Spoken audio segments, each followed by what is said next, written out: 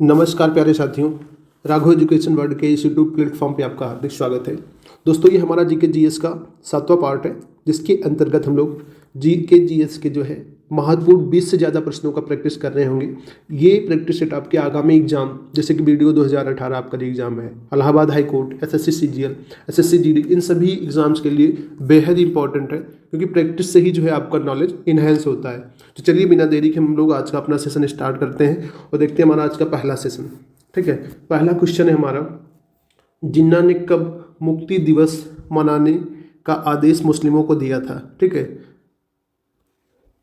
Option हमारा 9 दिसंबर 1646, 22 दिसंबर 1939, 26 नवंबर 1949, D है 26 जनवरी 1950।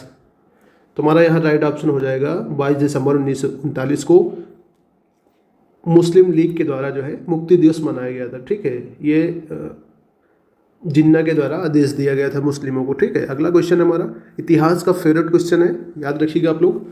अगला क्वेश्चन है मोहम्मद अली जिन्ना का 14 सूत्री प्रस्ताव। आपसे क्वेश्चन कई बार पूछा गया है कि 14 सूत्री प्रस्ताव किसके द्वारा प्रस्तुत किया गया, तो भी आप यहाँ से गेस कर लीजिए। यहाँ से आपको पता हो जाना चाहिए कि ये मोहम्मद अली जिन्ना के द्वारा दिया गया था। ठीक है, और ये क्वेश्चन है मोहम्मद अली जिन्ना का 14 सूत्री प्रस्ताव किसके विरुद्ध था? ठीक है, ऑप्शन यहाँ पे है आपका अगस्त प्रस्ताव, B Bharat Chhodo Andolan, C Cripps mission, D Nehru report. तुम्हारा यहाँ राइट ऑप्शन हो जाएगा सिंपली ये जो है नेहरू रिपोर्ट, जो कि कब आई थी आपको पता होना चाहिए, 1928 में, उसके अगेंस्ट था। ठीक है, और बात करें भारत छोड़ो आंदोलन तो ये आपका 1942 में हुआ था। ओके, और अगस्त प्रस्ताव की बात करें तो ये आपका 1940 में लाया गया अगस्त प्रस्ताव। इसके अलावा क्रिप्स मिशन 1942। ठीक है, इन सब का आपको डेट याद रखना है कब ये घटित हुआ था। ठीक है, अगला क्वेश्चन है हमारा बेहद इंपॉर्टेंट है, कई बार एग्जाम्स में पूछा गया आपका, बिना अपील, बिना वकील और बिना दलील का कानून निम्न में से किससे कहा गया है? ऑप्शन है यहाँ पे आपका Rowlatt act, B regulating act, C cabinet mission, D Morley Minto act. तुम्हारा यहाँ राइट ऑप्शन हो जाएगा रॉलेट एक्ट, जो कि आपका 1919 में पारित किया गया था। ठीक है, इसे बिना अपील, बिना वकील और बिना दलील का कानून कहा गया था, क्योंकि इसके अंतर्गत बिना सुनवाई के ही लोगों को गिरफ्तार करना शुरू किया गया था। और रॉलेट एक्ट जो है आपका जब जलियांवाला बाग हत्याकांड हुआ था उसी के समय लाया गया था। ठीक है, अगला यहाँ पे है रेगुलेटिंग एक्ट, तो ये आपका 1773 ईस्वी में पारित किया गया था, जब आपके गवर्नर जनरल थे वारेन हेस्टिंग, तो उन्हीं के शासनकाल में लाया गया था। अगला मार्ले मिंटो एक्ट, ये आपका 1909 का एक्ट है, ये भी आपको पता होना चाहिए। और कैबिनेट मिशन जो है आपका 1946 में आया था और ये 3 सदस्य था, ये भी आपको जानकारी होनी चाहिए। ठीक है, जिसके अध्यक्ष थे लॉर्ड पैथिक लॉरेंस। अगला क्वेश्चन है हमारा, बंग भंग आंदोलन के समय कांग्रेस के अध्यक्ष कौन थे? ऑप्शन यहाँ पे Gandhi ji, B Gopal Krishna Gokhale, C Annie Besant, D Ras Bihari Bose. यह हमारा राइट ऑप्शन हो जाएगा गोपाल कृष्ण गोखले। बंग भंग आंदोलन जब हुआ था तो उस समय ये कांग्रेस के अध्यक्ष थे। ठीक है, अगला क्वेश्चन हमारा,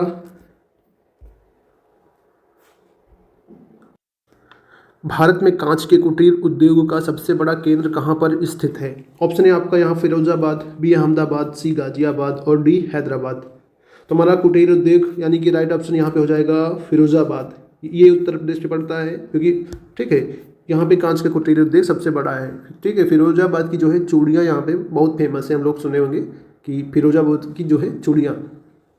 अगला क्वेश्चन है हमारा, भारत में पहली बार, इंपॉर्टेंट क्वेश्चन है, महिलाओं को मताधिकार किस वर्ष प्राप्त हुआ था? ऑप्शन है आपका 1926, बी 1929, सी 1927, डी 1930। तुम्हारा यहाँ राइट ऑप्शन हो जाएगा 1926 में। ओके, अगला क्वेश्चन हमारा इसके बाद, भारत में सर्वप्रथम पेट्रोलियम की खोज असम में कब हुई थी? तो यहाँ पे पता होना चाहिए असम में सबसे पहले खोज हुई कब हुई।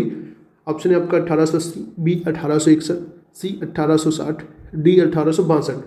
तो हमारा राइट ऑप्शन सिंपली हो जाएगा 1860। दोस्तों, अगर आप लोग को जो है सेशन पसंद आ रहा है तो वीडियो को लाइक करें, शेयर कर दें और चैनल को सब्सक्राइब कर लें। अगला क्वेश्चन हमारा, सिंधु सभ्यता में पत्तन नगर यानी कि बंदरगाह कहा जाता था, कौन सा था? ऑप्शन है आपका बनावली, बी लोथल, सी धौलावीरा, डी मोहनजोदड़ो। तुम्हारा हर राइट ऑप्शन हो जाएगा लोथल। ठीक है, ये सिंधु सभ्यता में बंदरगाह नगर। अगला क्वेश्चन हमारा, दिल्ली में स्थित लोटस टेम्पल किस धर्म से संबंधित है? ऑप्शन है आपका ईसाई धर्म, बी इस्लाम धर्म, सी पारसी धर्म, डी बहाई धर्म। तो हमारे यहाँ राइट ऑप्शन सिंपली हो जाएगा बहाई धर्म, ठीक है। और लोटस टेम्पल आपसे पूछा जाएगा कि कहाँ स्थित है, तो ये आपका दिल्ली में स्थित है, ये भी पता होना चाहिए। अगला क्वेश्चन है, पृथ्वी पर संपूर्ण जलमंडल का लगभग कितना प्रतिशत भाग स्वच्छ जल या मीठा जल है? ऑप्शन है आपका 2%, बी 2.5%, सी 3%, डी 3.3%। तुम्हारे यहाँ राइट ऑप्शन हो जाएगा 2.5 यानी 2.5% लगभग मीठा जल है। आगे बढ़ते हैं, अगला क्वेश्चन हमारा, विश्व में कॉफ़ी का सबसे बड़ा उत्पादक देश कौन सा है? ऑप्शन यहाँ पे दिए गए आपके अर्जेंटीना, बी ब्राज़ील, सी चिली, डी पेरू।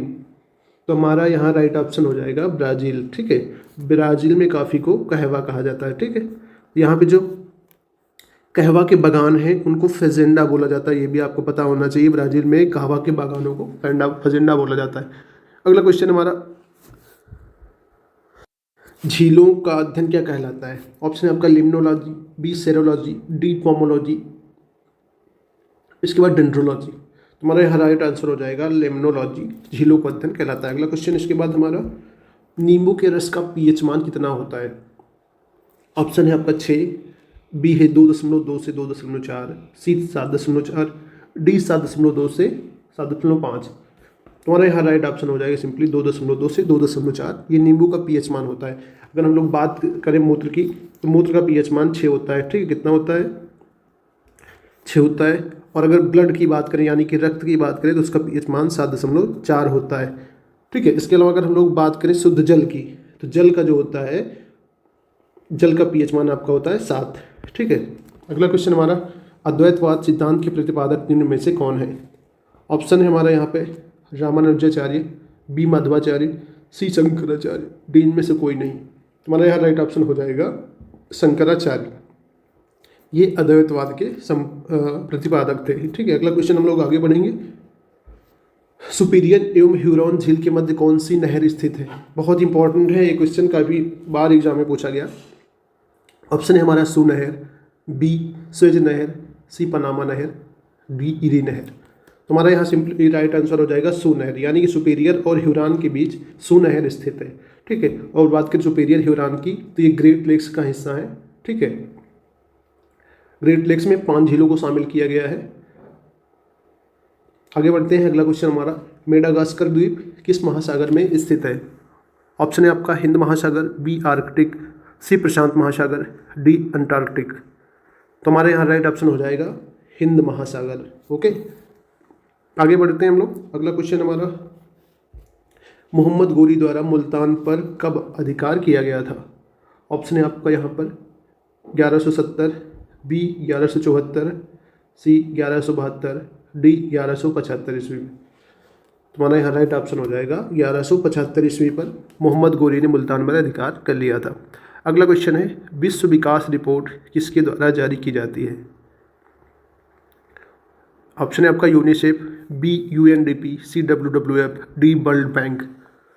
तुम्हारा यहाँ राइट ऑप्शन हो जाएगा यूनिसेफ के द्वारा विश्व विकास रिपोर्ट जारी की जाती है। चलिए आगे बढ़ते हैं और देखते हैं अगला क्वेश्चन हमारा